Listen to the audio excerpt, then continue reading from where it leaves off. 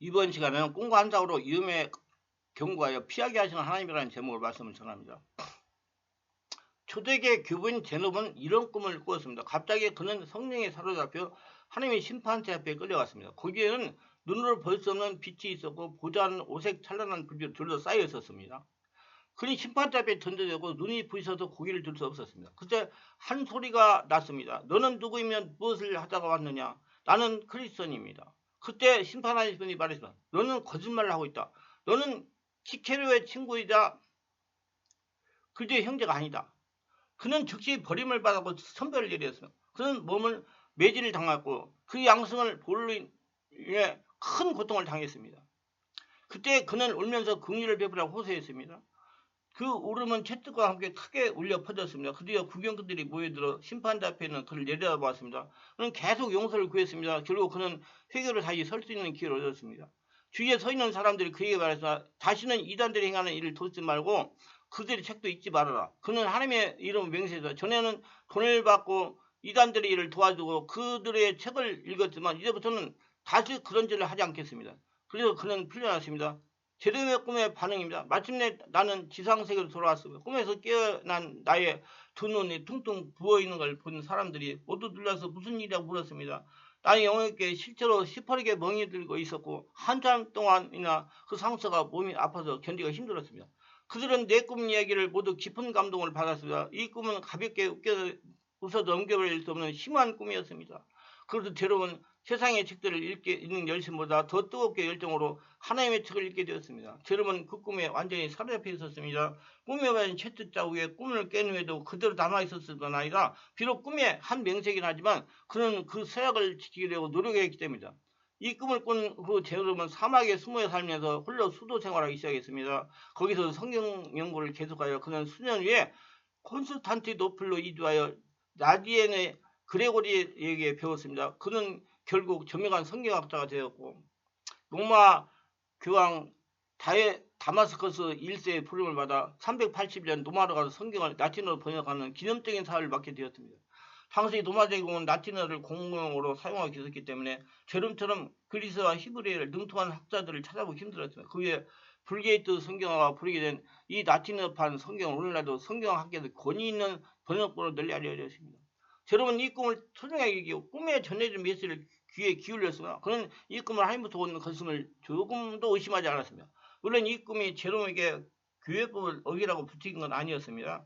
당시 동료학자들의 관심을 모았던 이교도 문학에 정면으로 도전하도록 자극한 건 틀림없는 사실입니다. 이교도 도전에 대한 결정을 끊고 성경을 몰입함으로써 꿈에 전해주는 메시지 행동으로 옮겼던 것입니다. 그는 꿈이 시키는 대로 살아가고 있는 바보라고 조롱하는 친구들에게 자기 자신을 변해야 할 필요도 조금도 느끼지 않았습니다.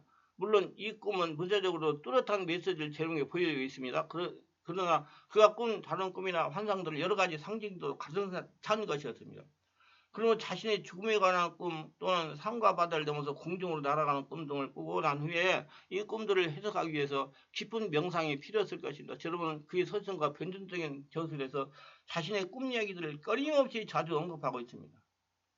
여러분 성경의 전통을 따라 꿈과 환상을 동일하게 취급하고 있으나 물론 볼튼 캐시에 의하면 제롬은 마리아의 잉태에 관한 요셉의 꿈을 이야기할 때 천사가 꿈에 나타났는지 아니면 깨어서 있을 때 보여주는 환상도 찾아왔는지 확실하게 밝혀지지 않고 있습니다. 제롬에게 그래서 중요한 것은 잠잘 때 꾸는 꿈을 통해서든지 깨어있을 때 보는 환상을 통해서든지 안에 하나님께서 늘 영상을 통해서 말씀하시는 사실이었습니다. 여러분 예레미야 주석에서 하나님은 예언뿐만 아니라 꿈을 통해서도 인간에게 자신을 드러내신다고 믿는 예레미야의 신앙을 크게 부각시키시고 있습니다. 우리는 꿈을 통해 하나님께로 돌아서게 된다면 이 계시는 하나님이 보여주는 귀중한 선물이 될 것입니다. 하지만 하나님이나 공동체와 상관없이 꿈을 자신의 이기적 목적으로 이용하려고 해석한다면 꿈의 해석은 자기 숭배적인 미신으로 전락하고 말 것입니다. 제레미야는 꿈을 가치는 꿈을 꾸기 원하고 그 꿈을 해석하는 사람에게 전적으로 달려있다고 그럽니다. 하나님과 깊고 풍부한 관계를 맺고 있는 사람은 꿈과 꿈의 해석을 통해서 하나님부터 소중한 계시를 받을 수가 있습니다. 제레미야 꿨던 꿈과 같은 강렬한 꿈들은 우리 존재를 밑바닥부터 흔들어 놓음으로써 자신도 모르게 물들어 있던 파괴적인 습관에서 벗어나도록 도와줍니다. 꿈을 하나님이 주신 선물로 여기고 기도하고 예비하는 마음으로 해석할 때 우리는 보다 더 철저하게 변화될 수 있습니다. 꿈은 새로운 확신과 투시들을 만들어 주기 때문입니다. 하나님은 아브라함에게 자녀를 하나님께서 주시고 약속하시고 하늘의 무수한 별들을 보라고 헤아리게 했습니다. 그를 이끌고 밖으로 나가 가로되 하늘의 못불을 셀 수 있나 보라. 또 그에게 이르시되 내 자손이 이와 같으리라. 아브라함이 여호와를 믿으니 여호와께서 그 일을 의로 여기시고 또 그에게 이르시되 나는 이 땅을 내게 주어 업을 삼게 하려고 너를 갈대아로 해서 이거는 여호와이노라. 창세기 15장 5절 6절. 그리고 꿈속에서 그는 그 후손이 하늘 별과고 땅에 티끌과 많을 것이라고 마음속에 믿었습니다. 실제로 아직까지 수하지 못해도 그를 꿈을 소유하고 그 믿음으로 그를 받아들였습니다. 그리고 나중에 아브라함은 100세가 되어 아들 이삭을 얻었으며 그 후손이 적과 꾸리는 가나안 땅을 차지할 수가 있게 된 것입니다. 이처럼 하나님께서는 한 사람에게 복을 주시려고 할 때 그 마음속에 성령으로 꿈을 심어 주시는 것입니다. 그 꿈을 부여잡고 있으면 수없이 다가오는 난관에 다가오고 고통이 다가와도 그 꿈이 그 사람을 이끌고 가고 그 꿈이 그 사람에게 하나님의 뜻을 이루도록 역사해 주시는 것입니다. 이러므로 꿈을 저버리면 내일이 없습니다. 꿈이 없는 백성은 망합니다. 꿈이 없는 개인도 망합니다. 우리가 가장 어렵고 고통스러운 역경을 겪을 때 마음속에 꿈을 버리겠어는 안 됩니다.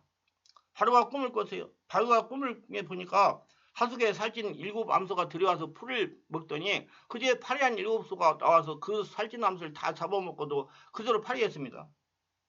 잠이 깨었다가 다시 들었는데 또 보니까 아주 살찐 춘순한 7 이삭이 있는데 취약한 7 이삭이 뒤에 나와서 그 살찐 이삭을 다 먹고도 그냥 그대로 빈 떼국중이가 되어 있었습니다. 똑같은 내용의 메시지가 실린 2가지 꿈이 이거 확실히 이루어진다는 걸 말하고 있는 것입니다. 그러면 하나님은 다시 한 번 다시 말씀하죠. 2번 꿈은 이루어진 겁니다. 이루어지는 거예요. 이거 모든 술객들은 다 불러서 물어도 해석을 못 해가지고 그때 술장관이 빌어서 요셉을 기억하고 요셉 말을 하니 요셉을 데리고 오라고 그랬습니다. 빨리 와서 요셉을 면도시키고 이발을 시키고 교훈을 입혀가지고 바로 앞에 데리고 오니까 그 요셉이 그 꿈을 해석합니다. 이건 동일한 꿈을 2번 보여주는 것이니 하나님께서 바로에게 곧 다가올 것을 보여주신 것입니다. 이 땅에 7년 풍년이 곧 다가오고 그 다음에 7년 흉년이 다가올 것인데 얼마나 거센 흉년인지 7년 풍년이 온데가 될 것입니다. 그러므로 이 나라를 구출하기 위해서는 7년 풍년 때 모든 수확의 5분제를 거둬서 지역마다 곡창을 짓고 그것을 쌓아놓으면 흉년 때 살릴 수가 있습니다. 이 말 때가 바로가 무릎을 탁 치고서 자네같이 지혜고聪명했고 모든 일을 아는 사람을 어떻게 구하겠는가? 오늘 이 시간에 자네를 온 나라의 통치하는 국무총리를 삼느라고서 자기 반지를 빼어두고 어제 고자 만들고 높지 그 후에는 통치권 너에게 이행한다. 순식간에 그의 운명이 변화되고 만 겁니다. 자기를 때려잡아서 감옥에 넣었던 시위대장이 바로 자기의 보호하는 사람이 되고 만 겁니다. 사람은 사람 판자 시간 문제입니다. 여러분 지금 어렵고 힘드신 분 너무 염려하고 고통하고 불안해하지 마세요. 저는 우리 교회 영적으로 정신적으로 육체적으로 뭐 성적 많이 고통받는 분들이 많이 오시는데 절대 낙심하거나 좌절하지 마세요. 그걸 통해 가지고 하나님께 전화해보고 기회를 주셔가지고 더 은혜 충만한 사람이죠. 어렸을 때부터 영적인 세계를 알고 영적인 걸 알아가지고 하나님의 인도를 받고 따라가는 사람이 되는 기 때문에 나중에는 더 축복받는 사람이 된다. 그래서 희망과 꿈을 주면서 상담을 하고 얘기를 해주면 그럼 그대로 돼요. 여러분 지금 문제 있다고 절대 염려하지 마세요. 하나님께 나오면 다 고쳐집니다. 그래서 사람 팔자 시간 문제예요. 그래서 7년 풍년 동안에 곡식 5분제를 거두었다가 7년 흉년 동안에 그를 팔아주니까 온 애굽이 살고 애굽의 모든 땅과 모든 돈이 바로에게 다 걷어주고 그때 가나안의 형제들이 자기에게 곡식을 살려고 애굽에 와서 회와 달고 11배 절하고 넙죽 절하고 곡식을 팔아달라고 광고하는 그러한 장면이 벌어진 것입니다. 이 하나님의 예언이 다 이루어진 거예요. 하나님께서 보낸 꿈은 사람을 통해서 해몽하십니다. 성령의 사람. 하나님이 주시는 꿈은요 성령의 사람이 해서요. 그러니까 성령 충만한 것을 해석을 해야 돼요. 사람이 해석 못합니다. 하나님이 주신 것은 하나님이 사람이 해석을 해요. 성령의 사람이. 하나님 보통 3가지 천을 우리에게 말씀하십니다. 첫째 그림을 내는 꿈과 환상이요. 둘째는 소리 언의 음성이요. 셋째는 문자 언의 성경입니다. 꿈은 문자 언의 이전에 하나님이 우리에게 소통하시는 최초의 언어입니다. 하나님 지금도 꿈이라는 채널을 통해 우리에게 다가오십니다.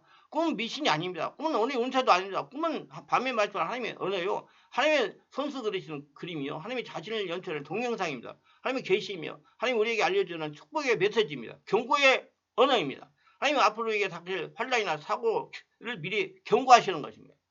꿈은 에너지를 줍니다. 꿈은 갈등을 해소시켜줍니다. 꿈은 내면을 성장시켜줍니다. 꿈은 통찰력을 줍니다. 꿈은 불행을 예고해 줍니다. 꿈은 길을 알려줍니다. 꿈은 자신의 영역의 상태를 알려줍니다. 꿈은 인생의 풍요있게 만듭니다. 하나님은 요엘서 2장 28절에 그의 내가 내 영을 만명에 보여주리. 너희 자녀를 장래를 말할 것 너희 그는 꿈을 꾸며 너희처럼 이상을 볼 것이며 꿈과 환상으로 경고하시어 하나님은 자녀들을 위험에서 건지시고 피하게 하십니다.